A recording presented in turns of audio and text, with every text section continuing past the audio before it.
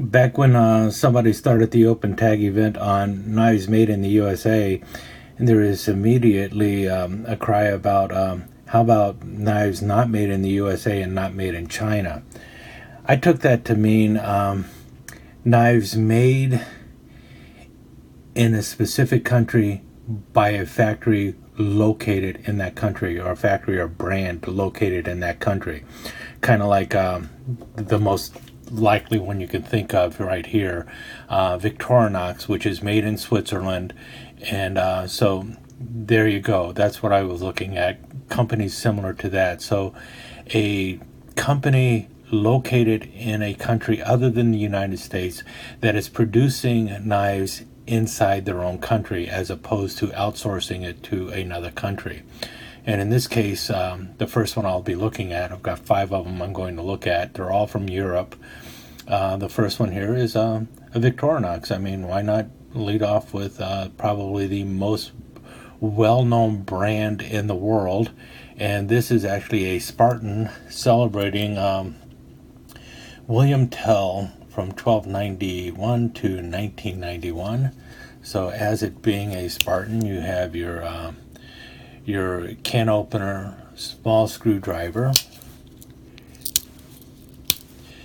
cap lifter, large flathead screwdriver, wire stripper, and as long as I'm at this end, you have the tweezers and the toothpick, and you have back tools, which include the ever popular corkscrew, unless you're one of those tinker fans who for some reason likes your screwdriver mounted in the center of your back. And then oh, come on. Oh yeah, the nick's on the other side. The reamer with the sewing eye. And then the 2 main blades you have are your Spearmaster blade, and you see here Victorinox stainless, Victorinox Switzerland stainless Rostrei, and the small pin blade. So there's the first of my knives made in a country other than the United States by a brand located in a country other than the United States. Let's move on. And here we have a British Army knife. Now this is different than the ones that most people are familiar with, but we see here 1980. It's got the arrow there, and that's the proof marks for military of defense. So this is one that was actually used by the Army. You've got the H stamp there. I'm not sure what that is for. That's probably the brand and the number. And then oil the joints. These knives are known as oil the joints knives. You notice you got your screwdriver tip at the end here. There is no marlin spike on the back. That cuts down on the weight quite a bit. Like I said, this is the 2-piece Army knife as opposed to the 3-piece Army knife. The 3-piece has the marlin spike on the back. You do have the enormous can opener that can just rip into anything, and you notice it also says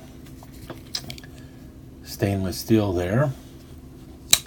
And then the big honking sheepfoot blade, also marked stainless steel. So most likely a 440A stainless steel. I believe that's what the British Army uses in their clasp knife for service. Kind of comfortable in the hand, not nearly as bulky as the marlin spike version. And also you don't see it as often. And if you notice, there is no nail nick on the sheepfoot blade, and that is because it is so big, and you've got the easy out cutout there, so you can easily grab the blade and open it. You can actually open this knife wearing gloves, which is pretty cool too. So there's for England. So far we've covered Switzerland and Great Britain, and this is the 2-piece Army clasp knife, and this is one that would have been issued as made noticed by the arrow there. As I was trying not to have everything look the same, I went ahead and grabbed this knife by Mercury. This is a mushroom knife. You can tell that by the boar's hair brush on the bottom here. And you got a nice stainless steel back spring. I believe these are 440 steel blades, and you've got your attachment here so that you can actually hang this off of your gear and such. And this is, like I said, is by Mercury. I think this is the Myco 2 or Myco 1. Olive wood handles. You've got a 4 centimeter rule here for measuring your mushrooms. Nice pair of tweezers for removing, I guess, splinters and stuff. Goes right in the top. Nice brass rivet right there. I love the little bird's eye rivet. And then if you notice this jimping on the top of the blade, that is not for your hands to grip, but that is actually to knock dirt and stuff off of the mushrooms, because you don't want to use water to clean up your mushrooms. And it's got a nice little hawkbill blade going. And we see here the Tang stamp, Mercury, Inox, Italy. So this one was made in Italy by Mercury. Really nice mushroom knife. If you're into mushroom knives, this is really just a fantastic one. And you can see where the Rough Rider one got its ideas from, but it left out so many of the important features of a mushroom knife, such as the jimping on the back here, which is actually crucial for the mushroom hunter, for knocking dirt and stuff off of the mushrooms. Brass liners. I think it's brass liners. Yeah, brass liners. And brass pins. Nice olive wood handle. Solid construction. And a nice little boar's hair brush on the end. And like I said, you've got the lanyard there for attaching it to your clothing. Next up, because sex sells, I went ahead and grabbed this knife. It's one of my German pen knives. And unfortunately, this one is unbranded, but it does say very clearly in here on the main blade, besides saying stainless on that side, you do see there, Solingen, Germany. And it features, I think, well, it's a naked lady. What else can you say? She's got a bundle of roses up there, and it looks like she has some kind of musical instrument strung across her back. And, well, obviously void of clothing. So, you know what they say, sex sells, and what the heck, I had to pick up a naked lady knife. And if I'm going to get one, it should at least have a little class. And you got to admit, this knife has quite a bit of class to it for a pen knife. And not too bad of action for one that is unbranded. But it was made in Germany, and I have a feeling that a lot of U.S. servicemen picked this up simply because of the naked lady. Any case, nice German-made pen knife with a naked lady on the front and back. Been interesting if they'd have shown her front and then back, but they show the front on both sides. I guess that's the more interesting side. And finally up front is a fake ratcheting knife, but we see here it is made in Andujar, Spain. Again, it's unbranded other than saying Andujar, A-N-D-U-J-A-R.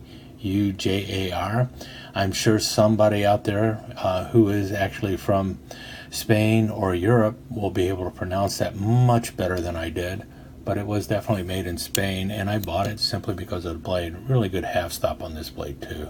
Locks in place really good. Nice and solid, not like the cheap Chinese ones that you find out there. The handle is like an ivorite type of material. It is some kind of plastic. I bought it to go with my white smoothbone collection until I could find a white smoothbone toothpick. And I've always been thinking maybe I should pop that off and put in some white bone to make it even a little bit better. But really can't find these knives anywhere anymore. But really nice lines on it and everything else. It's one of those fake Navajas, but for me it looked pretty good, and I think I paid $12 for it, which was twice the amount that you pay for with the ones coming out of China. But the quality of the build on this thing is probably 4 or 5 times better. And just really kind of a cool knife. The action is much tighter, and you see it really flips in place with the half stop and a nice close. So there you have it. A knife from Spain, a knife from Great Britain, a knife from Italy, a knife from Germany, and a knife from Switzerland. I've got tons of knives from around the world. I think what I'll do next is, after this 5 folding knives, maybe I'll look at 5 fixed blade knives from different locations in the world that were made in a country in the country by a factory located in that country. So no offshore productions. Thank you so much for joining us. I hope you enjoyed this episode of Knife Chats, and if you did, please like and share it with your friends. Comments are always welcome. Don't forget to subscribe and ring that notification bell so you'll know when the next episode of Knife Chats is up online. Thanks again. Hope to see you soon.